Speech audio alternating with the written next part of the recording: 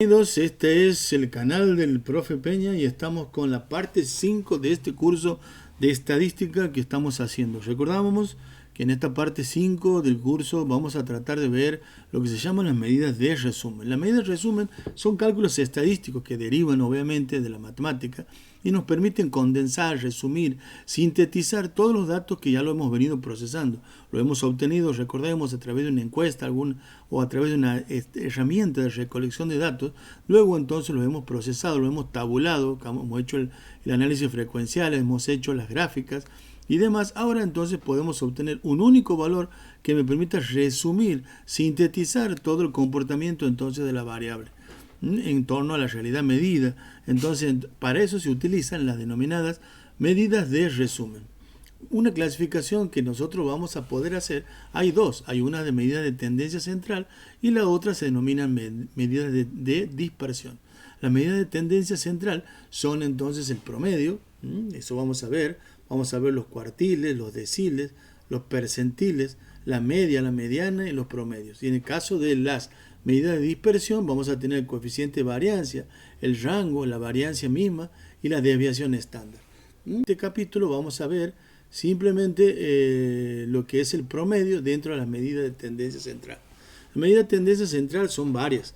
Son promedio, moda, mediana, también los nombró los cuartiles, los deciles, los percentiles. Pero en este caso vamos a poder ver entonces estas medidas de tendencia central que resumen, son medidas de resumen, fundamentalmente empezando por el promedio. Hoy vamos a ver lo que es el promedio. Se utiliza entonces para trabajar una variable, las variables cuantitativas.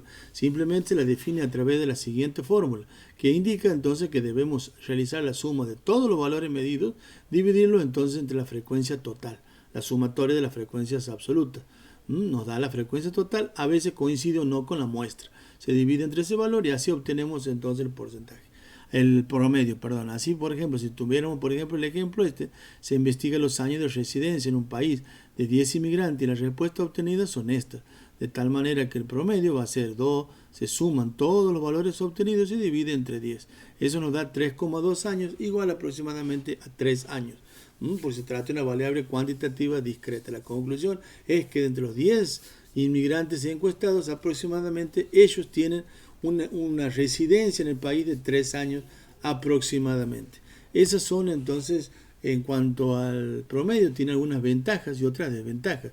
Es fácil de calcular, se lo utiliza para variables cuantitativas, no lo vamos a poder utilizar en las cualitativas, pero es muy fácil de calcular. Pero la desventaja que tiene es que es sensible, a los extremos. Es sensible a los extremos. Es decir, que si nosotros metemos un extremo dentro de la serie de datos, lo va a llevar hacia su lado, lo va a agrandar si es un extremo por encima de los valores normales, de los valores medios, o si es un extremo por debajo de los valores medios. Lo va a tirar hacia su lado. En este caso, por ejemplo, si pusiéramos que uno de los inmigrantes tiene 10 años de residencia en el país, entonces en ese caso el resultado nos va a dar 4 años. Es decir, que casi un punto nos ha desviado la presencia de una sola persona que tenga entonces 10 años de residencia en el país, en el problema que hemos visto. Es decir, que resulta ser muy sensible a los casos de los extremos. Luego vemos otra cosa que no habíamos dicho, que en los promedios, cualquiera sea la variable que represente, en este caso le ponemos X genérico para definir la fórmula, se le coloca una rayita arriba, porque por ejemplo si hubieran sido alturas, hubiera sido H, una A de altura o una H con una rayita arriba. Esto nos está indicando que el valor es un promedio.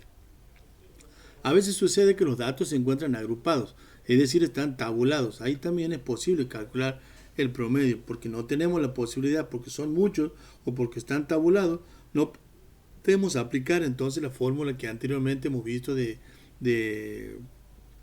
promedio. En este caso vamos a tener en cuenta también que facilita el cálculo. ¿Por qué? Porque utilizamos la frecuencia. La frecuencia es la vez que se repite una medida. Entonces, al multiplicarlo por el valor de la medida, no está simplificando las sumas. No tenemos que llevar a cabo tantas sumas y lo disminuimos o lo sintetizamos con un número de productos. Entonces, aquí, simplemente, para poder calcular el promedio, es la sumatoria de los productos de la frecuencia absoluta por el valor de la variable con esa frecuencia absoluta sobre la frecuencia total. Es decir, En este caso vemos que tenemos esta frecuencia absoluta y estos valores de la variable. Entonces el primero va a ser 3 por 1, 3, 2 por 4, 8, 3 por 3, 9, 4 por 3, 12, 5 por 2, 10. Su sumatoria da 42. De tal manera que aquí arriba va a ir 3 por 1, más 4 por 2, más 3 por 3, más 3 por 4 y más 5 por 2.